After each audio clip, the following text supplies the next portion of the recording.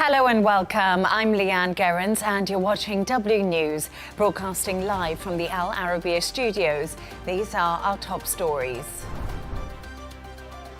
Protesters shut down roads across Israel, demanding a deal to free hostages as global pressure grows over the war in Gaza.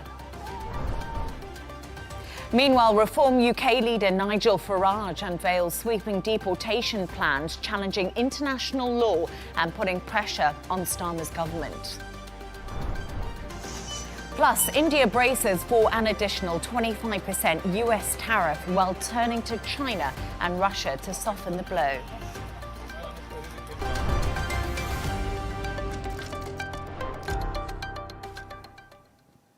Now, protests have erupted across Israel today, with demonstrators blocking major roads and rallying outside ministers' homes, demanding a deal to free hostages held in Gaza. Families of the captives say the Israeli military operations is putting their loved ones at risk. Meanwhile, international pressure is mounting, with Ireland calling for collective EU action against Israel. And the UN chief is urging an investigation into the deadly strikes on Gaza's Nasser hospital, which Netanyahu claimed was a tragic mishap. For more on this, I'm joined by Brigadier General Yossi Kuperwasser, head of the Jerusalem Institute for Strategy and Security. General, a pleasure to have you on the show. So demonstrations were held in Israel this morning, with major roads targeted in and around both Jerusalem and Tel Aviv, demanding the war in Gaza to end and a hostage deal. Does the Israeli government care about the growing opposition to its plans? First of all, great to be with you. Secondly, I would say that, of course, they care. Everybody cares. But the options that we are faced with are all problematic. And the option that the demonstrators want the government to choose is the most problematic one, because it means that we are going to allow Hamas to stay in power and prepare for the next 7th of October. And this is sort of an option that cannot be accepted by the government. And because of that, the government actually has two other options in front of them. One is to keep preparing and eventually execute the plan to take over Gaza City in order to remove Hamas from power, and hope that this pressure over Hamas would bring Hamas to start accepting the deal that would remove them from power and allow them to leave Gaza and release all the hostages, or a partial deal in which we are going to get only part of the hostages, living hostages, and start the negotiations with Hamas about the final deal. These are the two options that are on the agenda from the point of view of the government. And the demonstrations don't mean that much to the government to change its position. A mother of an Israeli hostage says for 690 days, the government has been waging a war without a clear objective. So you just said to me, Israel has two options right now on the table. But what is Israel's military objective in Gaza City? What happens once the operation is finished? And also, if you carry out this operation, are the remaining living hostages likely to die? And is Israel happy to accept that in order to eradicate Hamas? Of course, Israel is not happy to accept it. And there is a threat to the hostages anyhow. The hostages are in a very problematic and dire situation anyhow. And whether we continue the war and whether we, or if we don't, because the option of releasing them is now only for releasing of 10 of them, and the rest of them, another 10, are going to be in the same difficult situation that is going to be the case with all of them if we don't go for that deal.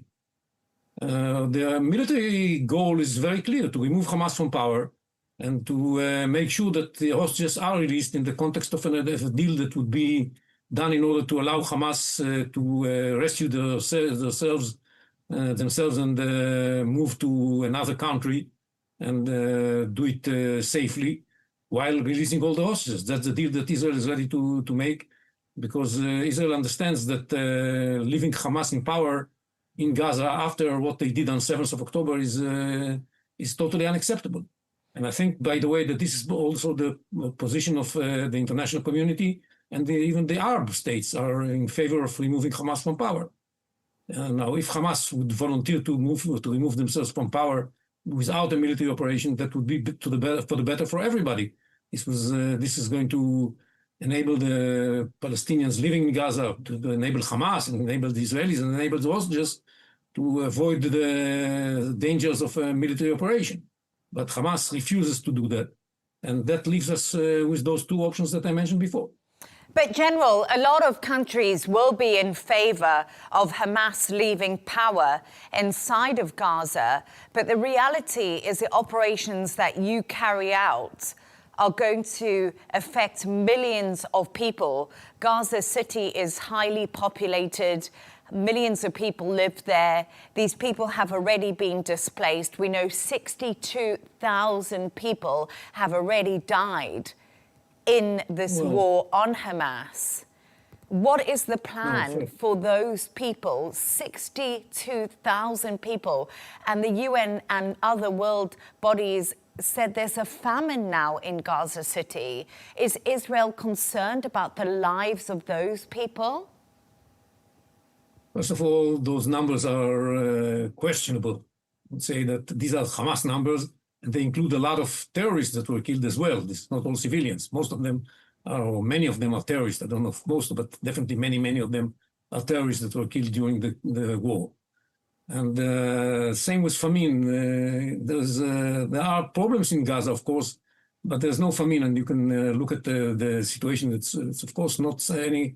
I wouldn't recommend anybody to be in Gaza right now, but there's no famine over there. And regarding the plans for the population, of course, what we plan to do is to make sure that the civilians in Gaza are away from out of harm's way. That's why we offer them and ask them to leave Gaza and move a little bit to the south. There are areas that we have prepared for them where they can, first of all, live safely, and secondly, get the humanitarian aid that is so difficult to get in Gaza City itself because it is stolen by the Hamas and all kinds of criminal gangs. We offer them the opportunity to get the humanitarian aid safely in the areas that we have prepared. And many of them are living now the Gaza City area and moved to this safer area that we have prepared south of Gaza City. And we hope that more of them will. That's why we don't start the operation. We wait for the civilians to leave. We want to make sure that only Hamas terrorists are left in the Gaza City itself, so that we shall be able to launch a war that will convince them to give up and release the hostages and move outside of Gaza. That's the plan. And, we are in the midst of this effort to convince them to leave. Hamas is trying to stop them from doing that because they want to use them as human shields, just as we saw in the what happened in the Nasser hospital in Khan Yunis. They use the civilians as human shields. And, that's something that we want to deprive them from the ability to do. And I hope that we shall be able to convince more and more of the Gazans to leave Gaza City. We are moving in this direction quite successfully in these last few days. General, and Israel's allies are condemning the country's actions. Even Donald Trump said he wasn't happy about the strike on Al Nasser Hospital, which you just mentioned there in Khan Yunis. Is Israel concerned about how isolated it is now becoming on the world stage? Because a lot of countries do not agree with what Israel is doing and this latest plan to occupy Gaza City. Look, of course we are concerned, and we are trying to explain what's happening and make sure that people understand what is the situation, why we need to do what we do. That's not easy to explain, because when you sit elsewhere, you don't feel the pressure and the very difficult situation we are experiencing here. And I say to everybody, if they know a better way to convince Hamas to be removed from power and to be disarmed, they are invited to raise their proposals. I haven't found yet any other way to remove Hamas from power but by the use of force. And if they are able to convince Hamas not to use civilians as human shields, come on and do that. Convince Hamas not to use civilians as human shields. What we are seeing is just the opposite. yes, what happened in the Nasser hospital was a mishap, but it was caused because Hamas was using the hospital as an observation post and as a place where terrorists were finding refuge and were preparing themselves to carry attacks. And out of the people that were killed in this incident, many of them were terrorists belonging to Hamas and other terror groups. So inside the hospital. So it's clearly a very complicated situation. And all those who criticize, they sit on the veranda and criticize Israel. That's very nice. Do they have a better suggestion of how to get rid of Hamas in Gaza and release the hostages? I don't think that anybody of them have. Brigadier General Yossi, thank you so much for joining us and for your time.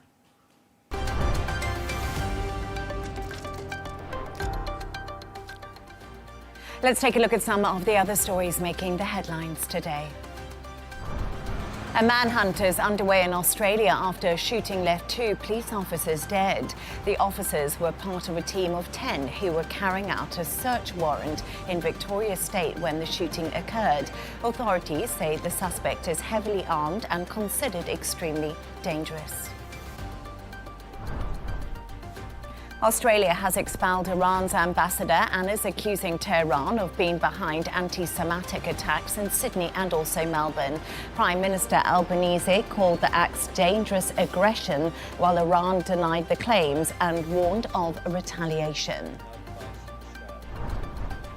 And US President Donald Trump says he will remove Federal Reserve Governor Lisa Cook, claiming she made false statements on mortgage documents.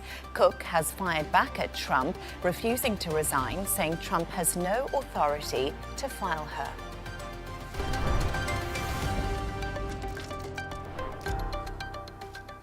Now, Nigel Farage has unveiled his party's plans to deal with illegal migration if Reform UK were to win the next election. He claims men, women and children will be deported if they enter the country unlawfully. The party's plan, Operation Restoring Justice, would take the UK out of the European Convention on Human Rights and other international treaties. The Reform UK leader says detention centres will also be built on military sites to speed up removals. Take a listen to some of his speech from earlier today. And unless we start deporting people, I predicted this would turn into, and yes, I use the word, invasion. But 180,000 people later, what other word could possibly describe what has been going on? It is an invasion, as these young men illegally break into our country. The mood in the country around this issue is a mix between total despair and rising anger. And I would say this, that without action, without somehow the contract between the government and the people being renewed, without some trust coming back, then I fear deeply that anger will grow. In fact, I think there is now, as a result of this, a genuine threat to public order. For more on this, I'm joined from London by Deputy Leader of Reform UK, Richard Tice. Richard, good evening to you, and thank you so much for taking the time to join the show this evening. So good evening. So big promises made today by Farage, 600,000 people deported in 5 years, offering them £2,500 for doing so, at the cost of £10 billion over that time frame. Richard, is this actually achievable, and where is the money going to be coming from? Well, we know that this sort of policy works because it's a variant of what is working rather nicely in the United States of America.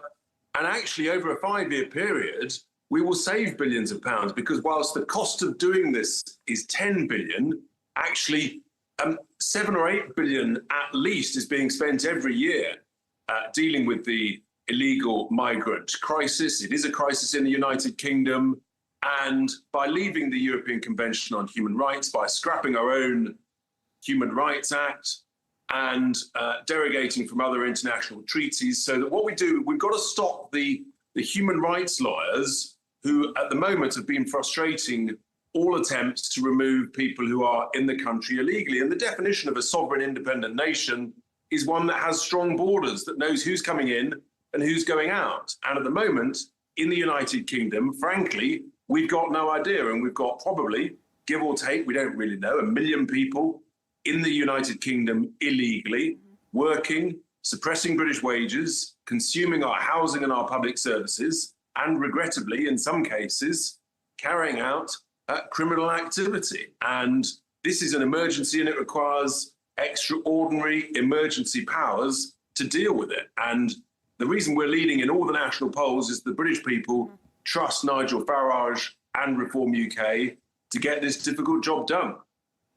Absolutely. But to make deportations easier, as you just said to me, Richard, Reform is promising to leave the European Convention of Human Rights. Now, the Lib Dem leader says by doing this, Farage is following his hero, Vladimir Putin, and Winston Churchill would be turning in his grave.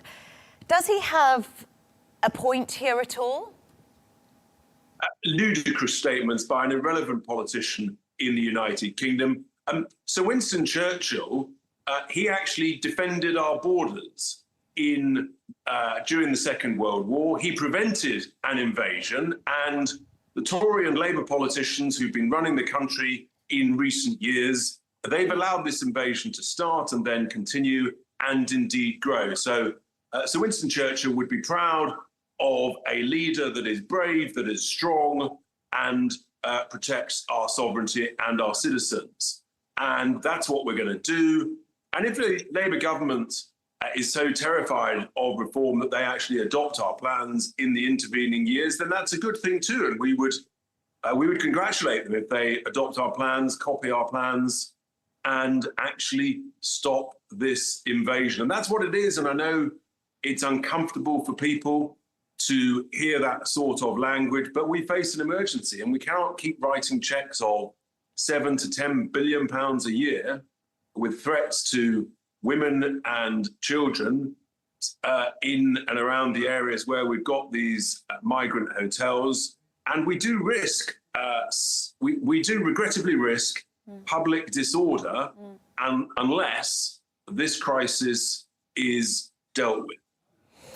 And Richard, you just mentioned Labour there, and you also mentioned Reform has been leading in the polls quite significantly. And my big question to you is, where is Prime Minister Keir Starmer? He just appears to be completely absent. As you said, this is an emergency, it's an invasion, and we don't seem to be hearing from the Prime Minister of the country.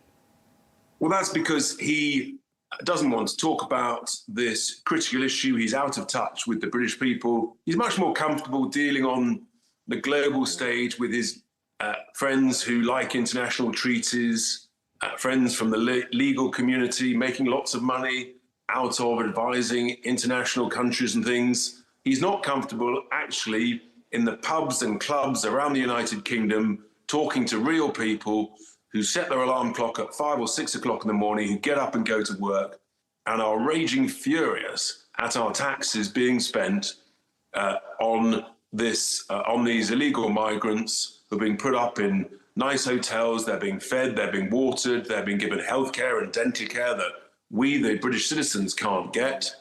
And he's just failing in his duties as the Prime Minister of the United Kingdom. And that's why his poll rating is appalling, and why Nigel Farage's poll rating and Reform's is leading in every national poll.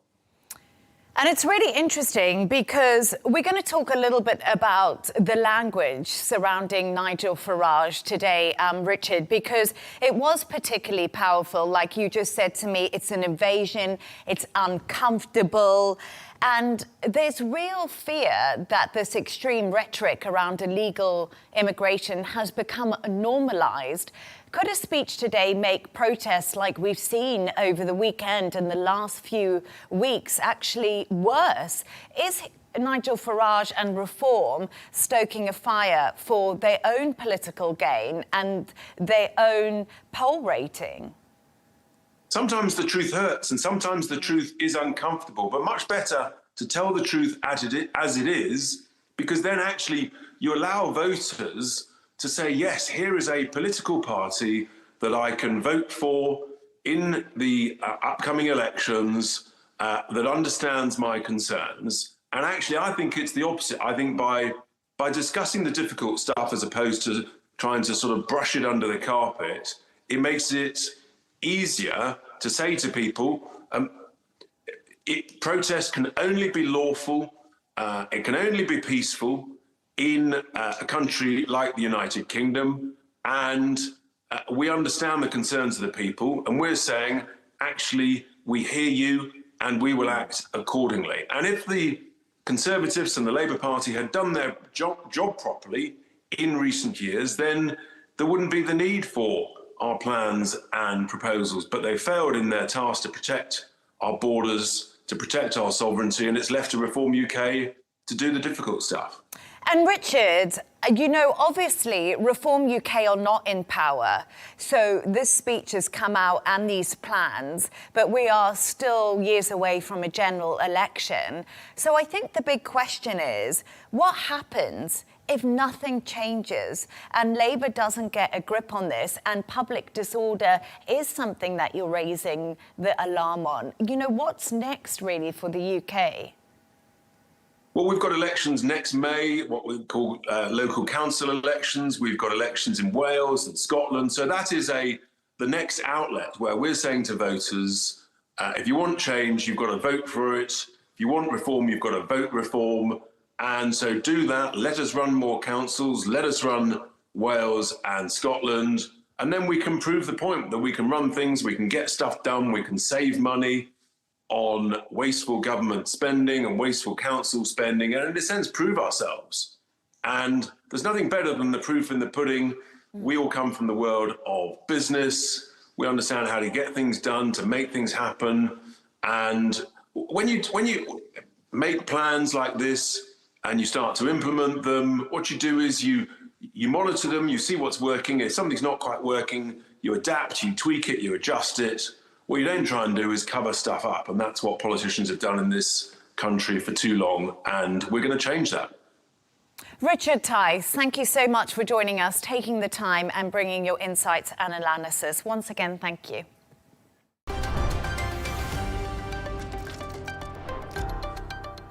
India faces a looming 25% US tariff set to hit tomorrow as trade tensions with Washington escalate. Markets do seem to be unfazed, but New Delhi is turning to China and Russia to help soften the blow. India is also fast-tracking domestic reforms to strengthen its economy ahead of the impact. For more on this, I'm joined by Derek Grossman, Professor of International Relations at the University of Southern California. Derek, thank you so much for joining me. So India is bracing now for an additional 25% tariff on shipments to the US. Why is the Trump administration increasing trade pressure on India? And why hasn't India made a deal? Well, thanks for having me. Yeah, so, I mean, ostensibly, the Trump administration is doing this against India because they are upset about India's continued import of discounted Russian oil that is funding Moscow's war machine when it's invading Ukraine. However, if you kind of, peel behind the curtain, so to speak, you'll find that Trump himself has been quite perturbed at Indian Prime Minister Narendra Modi's refusal to endorse him for the Nobel Peace Prize. Trump says that he brokered a ceasefire during the India-Pakistan conflict from a couple of months ago. And so a lot of this is highly personalistic, and Modi apparently is angry at Trump because Trump has been engaging more closely with Pakistan, right? And so I think that there's some personal dynamics going on here in addition to the normal geopolitical tensions. China says it opposes Washington's steep tariffs on India. Will improving relations between the two countries actually hurt the US in Asia?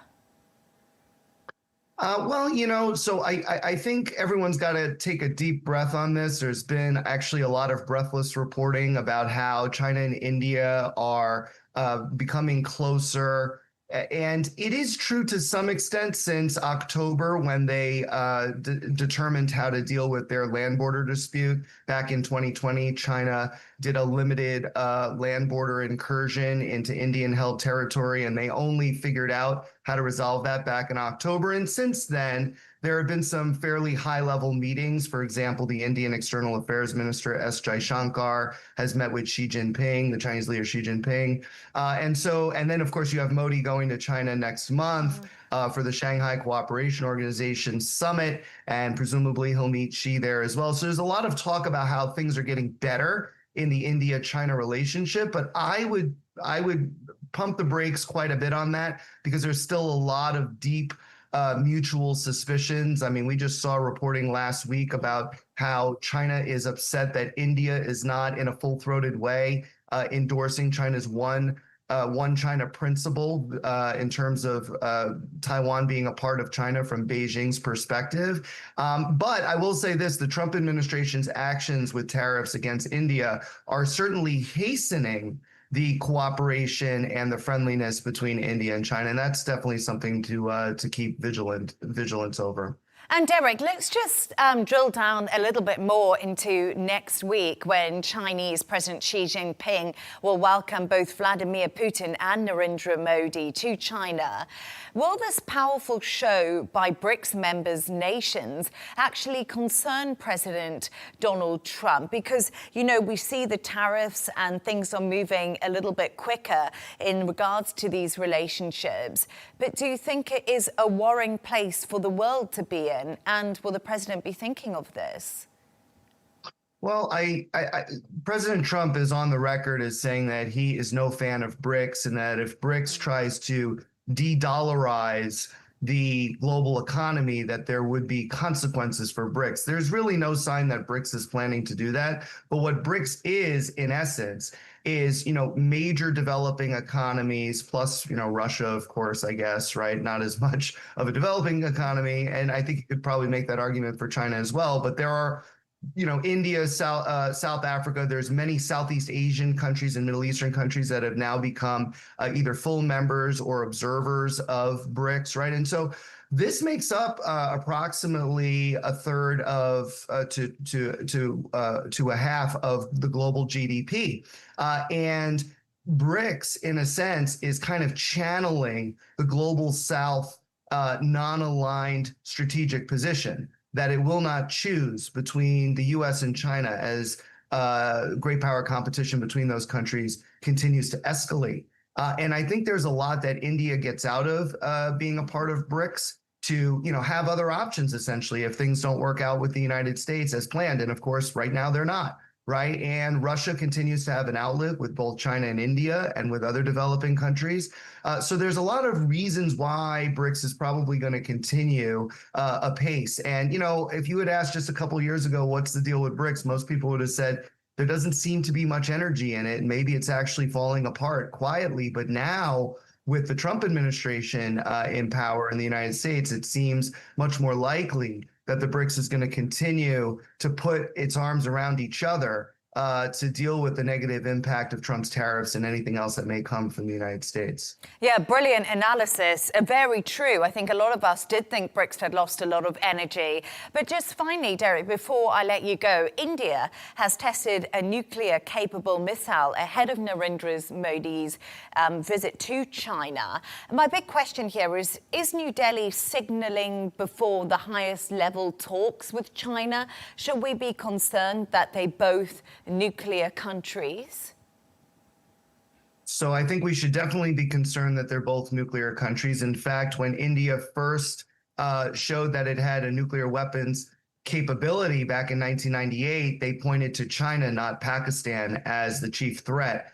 Now, with that said, with the latest tests of the Agni 5 nuclear-tipped missile, I think that there's a lot of, in terms of the technological scheduling of these things, they usually are scheduled pretty far out, literally months in advance, maybe even a year in advance. So to say that this latest test is directly related somehow to Modi's visit to China, I think is probably not the case. But I think that the timing maybe coincidentally helps because it demonstrates to China that India's deterrence capabilities are growing, and that even though the two countries are beginning to put aside their differences on the land border and try to get back to cooperation as normal as it had been prior to 2020, that India still has options if things were to go in a negative direction once again. I mentioned Taiwan earlier, but there are other reasons to believe that India is worried about what China is doing, namely within its own region, dealing with countries like Maldives, Sri Lanka, Bangladesh, and of course dealing with Pakistan, right? And India has felt increasingly encircled by China's presence within its own region. And so that's something to keep in mind going forward. Derek Grossman, it was absolutely brilliant to have your insights. Thank you for all of your analysis and the time you took to talk to us. Once again, thanks. Thanks for having me.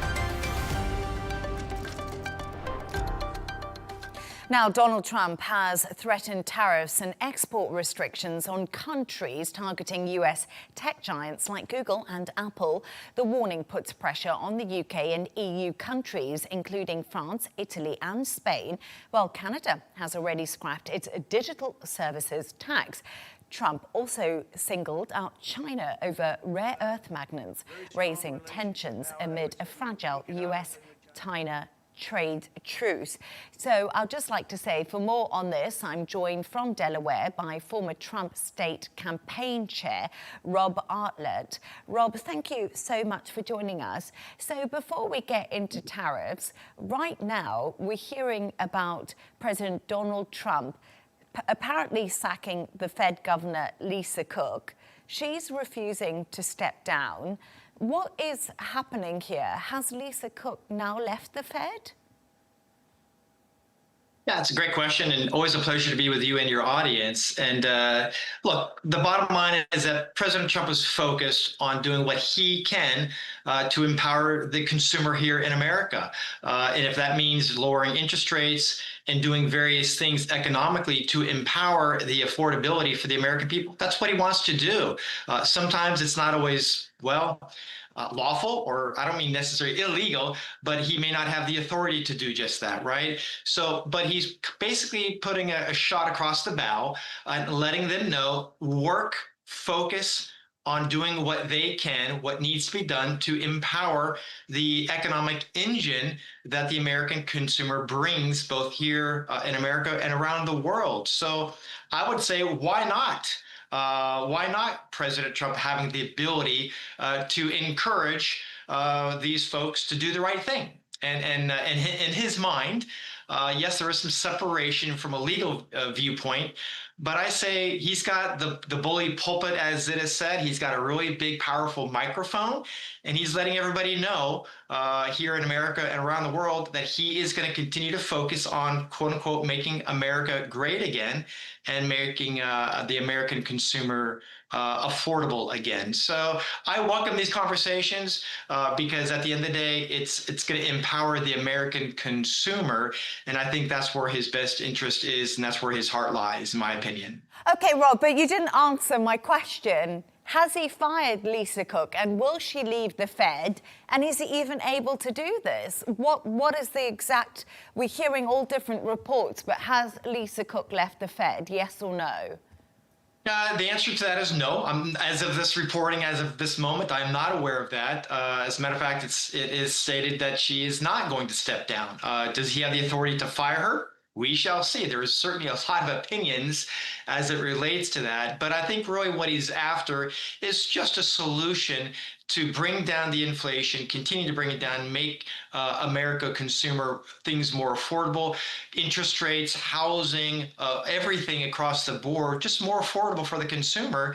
And I think that's where his focus is. So we shall see. There's a lot of opinions whether he has the authority to do so or not. But if she's not going to step down, can he fire her? And if he does fire her, will she leave? We shall see. Stay tuned, right? Yes, indeed. I will, of course, be staying tuned, Rob. But CNBC is speculating that the Fed chair, Jerome Powell, could actually lose his job for not getting rid of Cook. We know Trump has accused Powell of not cutting rates fast enough. He calls him Mr. Too Late. We know that there's no love lost between these two men. Is this a likely scenario? Could we see Jerome Powell gone? It's possible, but again, does President Trump have the authority to do that? So there's always varying opinions, as you know, both political and legal.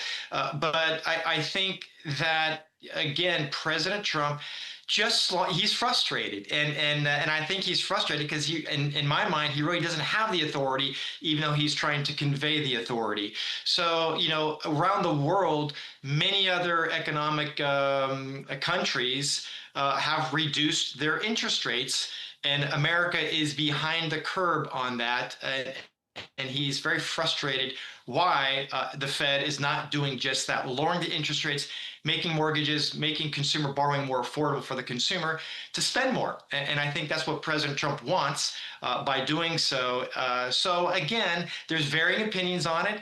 And I think it's always fun and always very fascinating to see the legal fight and the political fights here in America as far as what's going to happen and how it's going to happen. And also, when is it going to happen?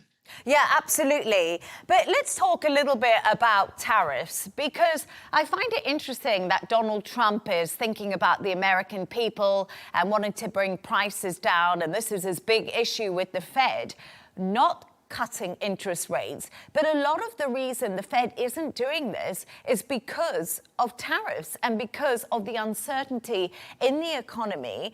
Despite the data that we've seen from the US economy, this is forward-looking when the Fed looks to cut rates. So that's something we really need to think about. And this is a conversation the central bank is having. So do you not think that Donald Trump's tariffs are somewhat to blame for the reason the Fed isn't cutting? Well, that's the excuse that they're giving. But the reality is, how is it going to really impact, I would say. And tariffs are just that. It's coming from an international or a foreign entity coming into America. But look, the reality is the Feds have the authority to reduce interest rates for the American consumer. And I think, look, they have the authority to raise them as well. So in my mind, let's bring them down. Let's make housing more affordable.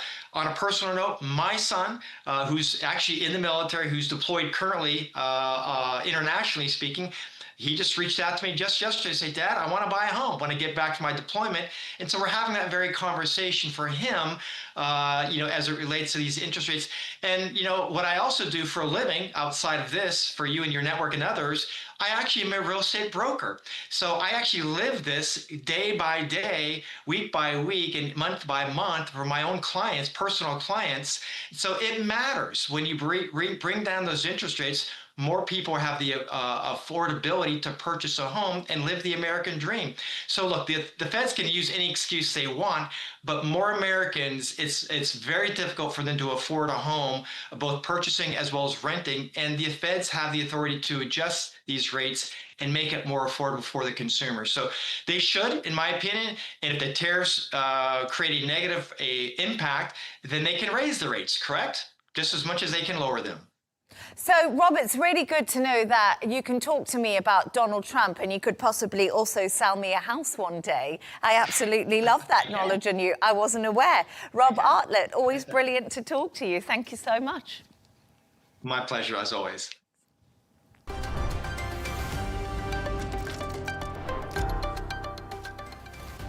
A reminder of our top stories. Protesters shut down roads across Israel, demanding a deal to free hostages as global pressure grows over the war in Gaza. Meanwhile, Reform UK leader Nigel Farage unveils sweeping deportation plans challenging international law and putting pressure on Starmer's government. Plus, India braces for new 25% US tariffs while turning to China and Russia to soften the blow. And that's all from us on W News. Don't forget to subscribe to our YouTube channel and also follow us on X. Counterpoints with Melinda Nusafora will be coming up next. Plus, we'll be back in just a couple of hours' time with W News Extra. Goodbye and thank you for joining us.